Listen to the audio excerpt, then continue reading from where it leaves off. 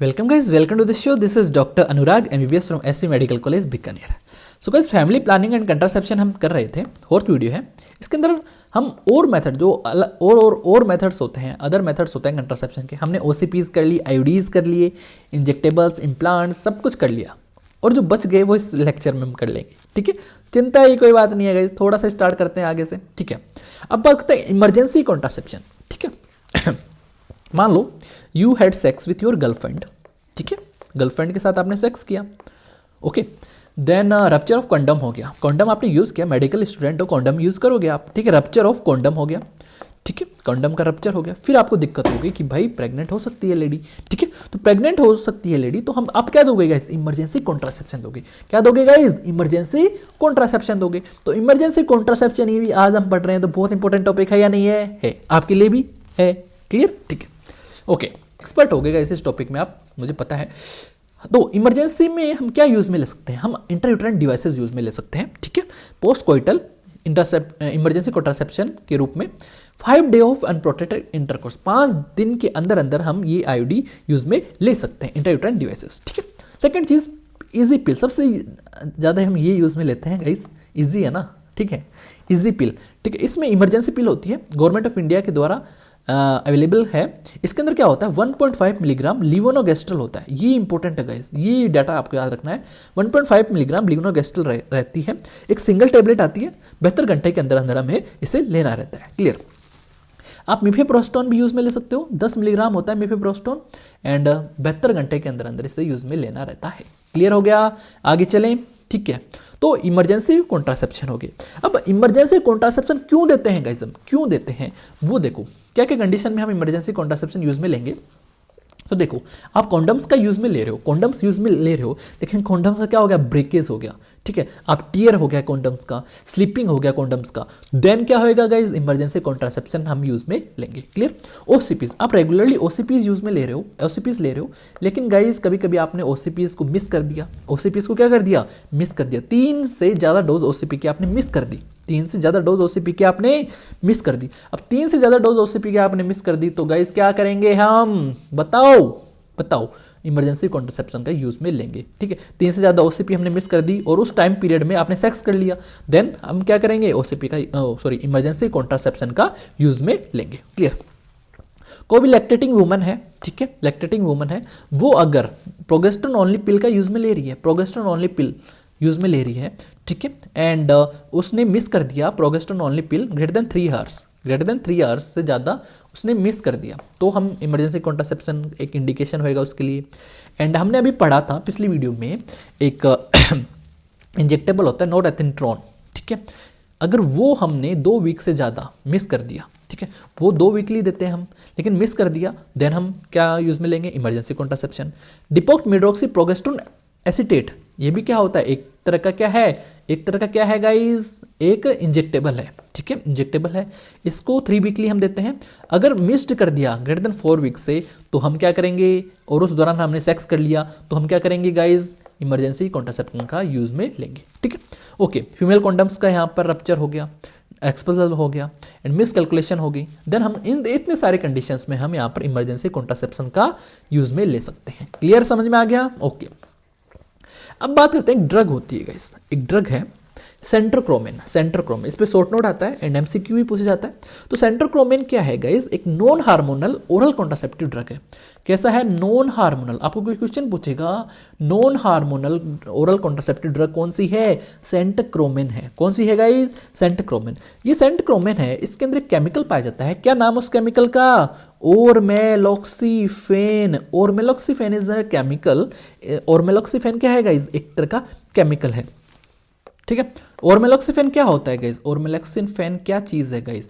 ओरमेलॉक्सीफेन जो है SCRM होता है, सिलेक्टिव एस्ट्रोजन रिसेप्टर मॉड्यूलेटर होता है. ठीक है, और गाइस इस ड्रग को गाइस, ये जो है सेंट्रोक्रोमेन, इसे किसने डिस्कवर किया? इसे central drug research institute, CDR, central drug research institute Lucknow ने डिस्कवर किया. ठीक है, और इसका नाम था छाया. ठीक है, और पहले इसे सहेली नाम से भी जाना जाता था. सहेली नाम से जाना गया. आजकल इसका नाम छाया भी है. ठीक है, इसको क्या करते हैं गाइज? इसको वीक के अंदर 2 बार देते हैं. ठीक है, 3 मंथ के लिए देंगे. वीक के अंदर 3 मंथ वीक के अंदर 2 बार देंगे, 3 मंथ तक देंगे, 3 मंथ तक देंगे, ठीक है। एंड बाद में 3 मंथ के बाद में इसे वीकली देते हैं, वीकली देते 3 मंथ तक वीक में 2 बार देंगे एंड फिर 3 मंथ के बाद में वीकली इसे 1 बार देंगे। क्लियर? ठीक है, ओके। इसकी हाई फेलियर रेट होती है guys due to non compliance की वजह से। और ये गाइज इसका मैकेनिज्म एक्शन क्या है कि ये SCRM होता है और मेलॉक्सिफेन SCRM होएगा, सिलेक्टिव एस्ट्रोजन रिसेप्टर मॉड्यूलेटर होएगा। उसकी वजह से गाइज क्या होता है, इम्प्लांटेशन जो होता है वो नहीं हो पाएगा। अब इम्प्लांटेशन क्यों नहीं हो पाएगा? क्योंकि जो एंडोमेट्रियम, यूट्रस की जो एंडोमेट्रियम है वो लेस रिसेप्टिव हो जाती है टू ब्लास्टोसिस्ट। जो भी अटैच होएगा एंडोमेट्रियम से उसके लिए लेस सेंसिटिव हो जाती है, उसको अटैच नहीं होने देती अच्छे से, ठीक है। और साथ साथ में ये जो सर्वाइकल म्यूकस होता है उसको अफेक्ट करती है, एंडोमेट्रियम को अफेक्ट करेगी और उसकी वजह से गाइज स्पर्म ट्रांसपोर्ट में दिक्कत आएंगी, स्पर्म ट्रांसपोर्ट में दिक्कत आएंगी और साथ साथ में इम्प्लांटेशन, एंडोमेट्रियम एक्सेप्ट नहीं करेगी ब्लास्टोसिस्ट को, ठीक है, तो इम्प्लांटेशन में दिक्कत आएंगी, ठीक। तो ये सारी चीजें यहाँ पर सेंट्रोक्रोमेन करती हैं। क्लियर? अब सेंट्रोक्रोमेन का क्या कॉन्ट्रा इंडिकेशन है गाइस, मैं बताता हूं आपको। लैक्टेशन, यहाँ पर लैक्टेटिंग फीमेल्स में हम नहीं देंगे guys. And hepatic diseases, hepatic disease है, ठीक है। तो आपको कैसे याद करना है, LCH लैंगरहन सेल हिस्टियोसाइटोसिस एक डिजीज होती है गाइस, लैंगरहन सेल हिस्टियोसाइटोसिस। इस निमोनिक से आप याद कर सकते हो कॉन्ट्राइंडिकेशन। देखो, L से लैक्टेटिंग फीमेल्स में नहीं देना, C से सर्वाइकल पैथोलॉजी हो तब नहीं देना, H से hypersensitivity and hepatic diseases, इन चीज़ों में अंदर हमें क्या नहीं देना, ये नहीं देना सेंट्रोक्रोमेन। क्लियर हो गया? चलें आगे, आपकी इजाजत हो तो। ओके, एक और ड्रग होती है गोसिपोल। ये एक मेल कॉन्ट्रासेप्टिव होता है। इसका मैकेनिज्म एक्शन क्या है गाइस, जो स्पर्मेटोजेनेसिस होती है, स्पर्म फॉर्मेशन की जो प्रोसेस है उसे क्या कर देगा, इनहिबिट कर देता है, ठीक है।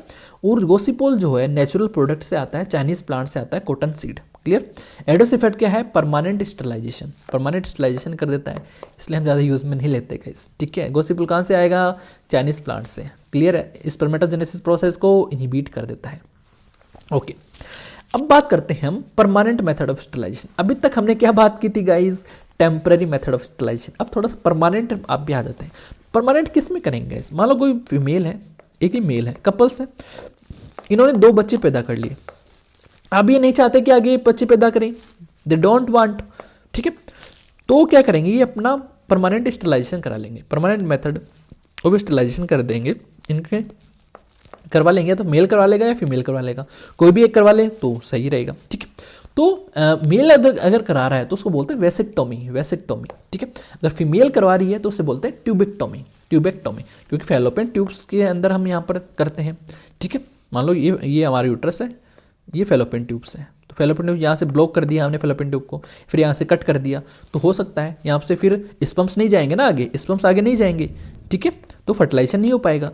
तो ये होता है ट्यूबेक्टोमी वाली प्रोसेस। तो ट्यूबेक्टोमी वाली जो प्रोसेस है गाइस, इसके अंदर 3 आते हैं, mini lab procedure, laparoscopic procedure, modified Pomeroy technique, mini lab procedure, laparoscopic procedure. जबकि जो वेसेक्टोमी होती है उसके अंदर आता है conventional non scalpel vasectomy.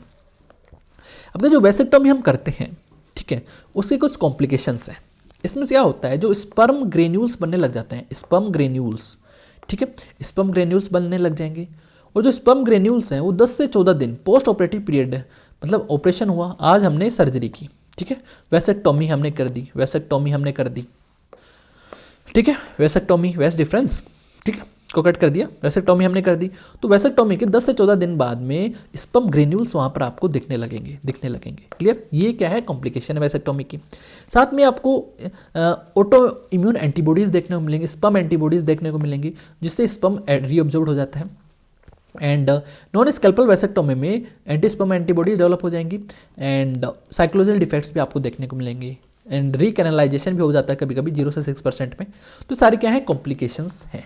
Okay, post operative device क्या दोगे आप इस पेशेंट को, ठीक कि 30 इजैकुलेशन तक आपको कोई अल्टरनेटिव मेथड भी यूज़ में लेना है। ऐसे नहीं कि भाई आज सर्जरी हुई और कल से आप एकदम निश्चित हो गए कि भाई अब मैं ना तो कॉन्डम यूज़ करूँगा ना कुछ, नहीं, 30 इजैकुलेशन तक आपको alternative method of the contraception use करना है, ठीक है। ओके, एंड साथ में आपको बाथ नहीं लेना है, 24 आवर्स तक आपको नहाना नहीं है पोस्ट ऑपरेशन, 24, ठीक है। एंड वेट लिफ्ट नहीं करना है 15 दिन तक, स्क्रोटल को सपोर्ट देना है टी बैंडेज से 15 दिन तक, ठीक है। तो ये पोस्ट ऑपरेटिव आपके एडवाइसेज हैं आफ्टर परमानेंट सर्जरी, ठीक है। एक मेथड आता है ईश्योर। इसमें क्या होता है कि एक तरह का एक माइक्रोफिलामेंट स्टंट होता है, ये डालते हैं फेलोपियन ट्यूब में। अब ये फॉरेन मटेरियल होता है, तो यहाँ पर क्या होगा, हमारी बॉडी सोचेगी कि भाई फॉरेन मटेरियल आ गया तो यहाँ पर इन्फ्लामेशन होएगा, ठीक है, इन्फ्लामेशन होएगा, फाइब्रोसिस होएगी, सारा मैकेनिज्म होएगा। तो फाइब्रोसिस होएगी तो यहाँ पर ये जो ब्लॉकेज हो जाएगा, कहीं यहाँ पे फाइब्रोसिस होएगी तो यहाँ पर ब्लॉकेज हो जाएगा, तो जो भी स्पर्म आएगा वो आगे नहीं जा पाएगा और फर्टिलाइजेशन नहीं हो पाएगा, ठीक है। तो ये एक तरह का क्या है, कंट्रासेप्टिव मेथड है, क्लियर। आफ्टर 6 वीक के बाद में गाइज स्टेरोसल्पिंजोग्राफी करेंगे, मतलब एक डाई हम डालेंगे, यहाँ पे डाई डालेंगे और देखेंगे ये डाई आगे जा पा रही है नहीं जा पा रही, ठीक है। तो अगर डाई आगे जा पा रही है तो मतलब यहाँ पर ये सही से नहीं हुआ काम। अगर ये डाई यहाँ तक ही रह जाती है तो हम पता लग जाएंगे कि भाई स्टेलाइजेशन यहाँ पर सही से हो गया है, क्लियर। स्टेरोसल्पिंजोग्राफी। कंट्रासेप्टिव इफेक्टिविटी की बात करें तो कॉन्डम्स की इफेक्टिविटी कितना रहती है, 50% एफिशिएंट रहते हैं, आईओडीज 95% एफिशिएंट रहते हैं, जबकि ओसीपीज जो होता है वो 99.9% इफेक्टिव रहता है। ये चीज़ें आपको ध्यान में रखनी है। फेलियर रेट की बात करूंगा इसमें थोड़ी सी, तो देखो लाइफ टेबल एनालिसिस हम करेंगे एंड पीएल इंडेक्स हम देखेंगे, ठीक है। तो फेलियर रेट्स को हम, भाई कॉन्डम कितना फेलियर हो रहा है, कॉन्डम्स यूज में ले रहे हैं, ठीक है, पब्लिक कॉन्डम यूज में ले रही है, तो ये कितना फेलियर रेट है उनका, तो हम कैसे निकालेंगे, दो तरीके से निकाल सकते हैं। लाइफ टेबल एनालिसिस, इसमें क्या करेंगे, बेस्ट वे है गाइस, इसमें क्या करेंगे, हम कोई भी ग्रुप्स ऑफ फीमेल्स को हम यहाँ पर मॉनिटर कर रहे हैं, ठीक है, बहुत सारे ग्रुप ऑफ फीमेल्स हैं, हम उनको क्या कर रहे हैं, उनका फॉलोअप कर रहे हैं, ठीक है, उनको फॉलोअप कर रहे हैं, वो कॉन्डम यूज़ कर रही हैं या फिर कोई भी मेथड ऑफ कॉन्ट्रासेप्शन यूज़ कर रही हैं, तो हम उनको फॉलो कर रहे हैं और देख रहे हैं फेलियर रेट कितनी आती है, तो वो होता है लाइफ टेबल एनालिसिस, ठीक है। एक होता है पर्ल इंडेक्स मतलब मान लो नंबर ऑफ अनवांटेड प्रेगनेंसी होगी, ठीक है, नंबर ऑफ अनवांटेड प्रेगनेंसी मतलब नहीं चाहते थे कि प्रेगनेंसी हो लेकिन हो गई, upon total number of woman year of exposure, ठीक है, इंटू 100 से मल्टीप्लाई कर देंगे, कितनी अनवांटेड प्रेगनेंसी है अपॉन कितनी वुमन का हम सर्वेलेंस कर रहे हैं वो इंटू 100 से मल्टीप्लाई कर देंगे। अगर मंथली हमें देखना है तो 1200 से मल्टीप्लाई करेंगे, क्लियर। ये होता है पर्ल इंडेक्स का फॉर्मूला आपको पूछा जाता है शॉर्ट नोट में, तो आपको ध्यान में रखना है, ठीक है, मंथली एंड ईयर के बेसिस पे। तो गाइज ये चीज़ें थी। अब कॉन्ट्रासेप्टिव ऑफ चॉइसेस, क्या कॉन्ट्रासेप्टिव ऑफ चॉइस होना चाहिए। अगर कोई अनमेरिड फीमेल है, मान लो ये फीमेल है, शादी नहीं हुई इसकी और ये अपने बॉयफ्रेंड के साथ सेक्स कर रही है, ठीक है, सेक्स कर रही है लेकिन इसे प्रेग्नेंट नहीं होना है, तो इसे कौन सा मेथड यूज में लेना चाहिए, ओसीपी यूज में लेना चाहिए, क्लियर, ओके। सेकंड केस हम देखते हैं, मान लो ये फीमेल है, मैरिड हो गई, इसकी अभी अभी शादी हुई है और ये मेल्स के साथ शादी हो गई, ठीक है। तो गाइज ये नली पेरेस वुमन है, मतलब कोई भी इसके बच्चा नहीं है, ठीक है, और ये डिले करना चाहती है, अपने पति के साथ सेक्स करेगी तो ये डिले करना चाहती है अपना फर्स्ट चाइल्ड, ठीक है। तो कौन सा मेथड यूज करना चाहिए, ओसीपी मेथड यूज करना चाहिए। थर्ड केस हम देखते हैं कि भाई ये फीमेल है, इसके एक बच्चा हो गया, ठीक है, यंग फीमेल है, इसके एक बच्चा हो गया, ठीक है, और ये सेकंड चाइल्ड को डिले करना चाहती है, एक बच्चा हो गया सेकंड चाइल्ड को डिले करना चाहती है, तो इसे आईओडी देंगे, हम आईओडी देंगे, ओसीपी नहीं देंगे, ये ध्यान रखना, ठीक है। एक बच्चा हो गया, एक बच्चा होते ही ओसीपी नहीं देते गाइस, ठीक है, तो आईओडी देंगे। फोर्थ केस है कि ये लेडी है, एल्डरली होगी, एक बच्चा है इसके और बूढ़ी होगी थोड़ा सा, ठीक है, एंड ये सेकंड चाइल्ड को डिले करना चाहती है, तो आईओडी देंगे हम। एक और केस है कि ये एक लेडी है, प्रेग्नेंट लेडी थी, ठीक है, इसे बच्चा हो गया और ये अब ब्रेस्ट फीडिंग करा रही है, ठीक है, लैक्टेटिंग फीमेल है और इसके सेक्स करना है इसको, ठीक है, तो उसे कौन सा कॉन्ट्रासेप्टिव यूज लेना चाहिए। तो लैक्टेटिंग फीमेल्स के अंदर गाइज पीओपी यूज में लेते हैं, प्रोजेस्टेरोन ओनली पिल हम यूज में लेते हैं, ठीक है। तो ये चीजें आपको ध्यान में रखनी है कॉन्ट्रासेप्टिव ऑफ चॉइसेस। ये 5-6 एमसीक्यूज हैं यहाँ पे, नीट पीजी के अंदर पूछे जाते हैं, 6 के 6 एमसीक्यू पूछे गए हुए हैं, क्लियर। तो ये बहुत इंपॉर्टेंट है guys. And for notes and more videos you can download our app on play store, बहुत सारे कोर्सेज आप उन्हें ज्वाइन कर सकते हैं। Thank you guys, stay safe, stay healthy, जय हिंद।